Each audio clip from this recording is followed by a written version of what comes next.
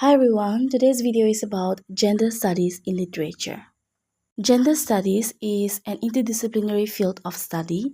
It studies gender identity in relation to other factors of identity such as race, ethnicity, religion, nation, etc.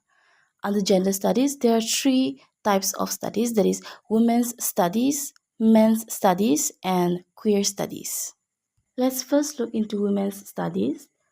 So, women's studies acknowledge that the literary tradition, for the most part, has been shaped by men. This area of study takes into consideration the old and the forgotten books of women or by women. Mary Wollstonecraft's A Vindication of the Rights of Women and Virginia Woolf's A Room of One's Own are two seminal works in this area of study, that is, women's study. Also, the use and presentation of gendered language is an important aspect of literature that women's study focus on.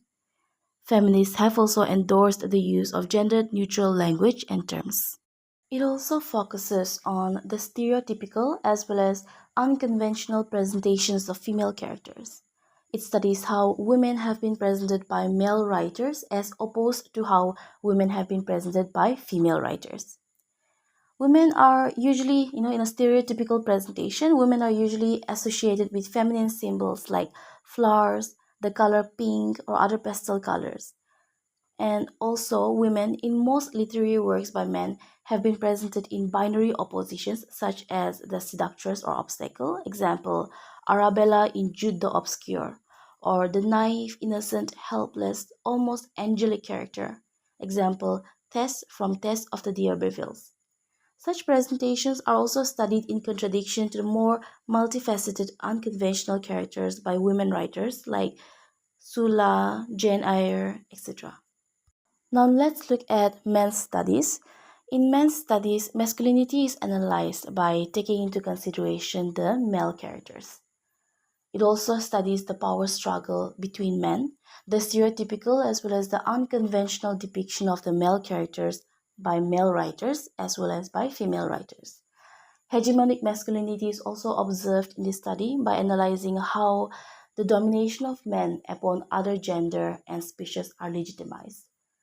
So here we will see men not only exercising power over women and animals, but also upon men who are less aggressive, who belong to the lower strata in the economic division of the society, men who are effeminate, men who are homosexual, etc.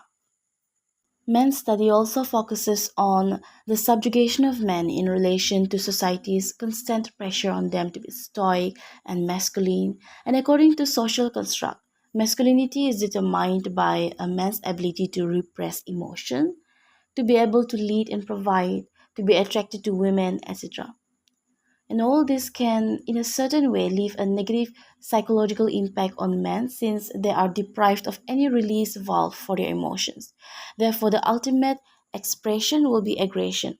And this aggression is a result of frustration. And again, this aggression will be reflected on women, on animals, and on other less powerful men, as discussed before. Hence, the social environment will also have to be analyzed in relation to male characters in men's study. The third category of gender studies in literature is queer studies. So, queer studies have its early foundations in the 1990s. Eve Sedgwick's Epistemology of the Closet, Judith Butler's Gender Trouble, Feminism and the Subversion of Identity are some seminal works that laid the grounds for queer theory. Michel Foucault, in his The History of Sexuality, also rejects the belief that considers sexuality as natural and propagates that culture is what constrains sexuality. Now, it is important for us to understand that queer studies cannot be done in isolation. It is usually studied in relation to race, gender, and sex, social class, religion, culture, nationality, etc.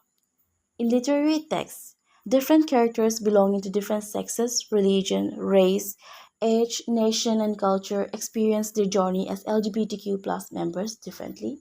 Therefore, an analysis of the writers as well as the character's background is significant to come to appropriate conclusions about the text or the characters in question. In gender studies, an understanding of the difference between gender and sex is very necessary. So, in very simple words, gender is a social construct, whereas sex is biological. This field, that is the gender studies, also points at how the sex and sexual orientation of a reader will shape the interpretation or will determine the interpretation of a text.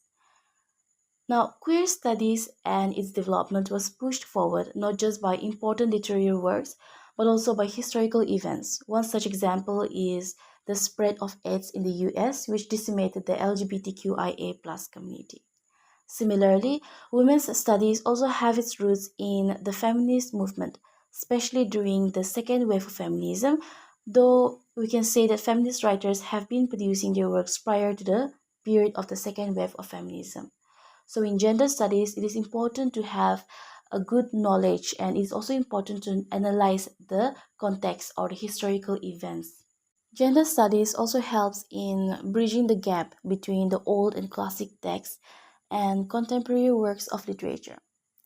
This field helps us to revisit texts and read them from new perspectives. For instance, in the yellow wallpaper, which was initially understood as a symbol of mental illness, can also be understood as a symbol of patriarchal oppression if we study it from a gender studies perspective, or say women's studies to be specific.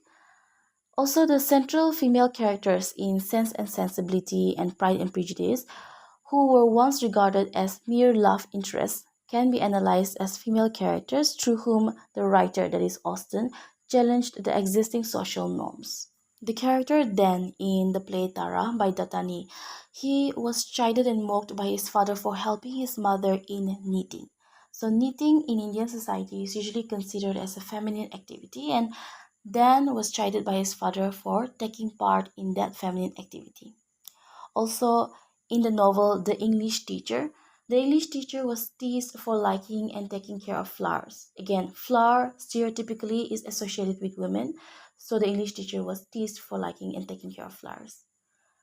Through these characters, the writers also present how society pressures men not to indulge in so called feminine activities, just like how female characters are discouraged from taking part in masculine activities, for example, being career driven, being independent, etc. So, all this leads us to conclude that gender studies adopts an intersectional approach in the analysis of gender identity and representation. So, that was a little bit on gender studies in literature. If you liked the video, please do leave a like, share, and subscribe. Thank you.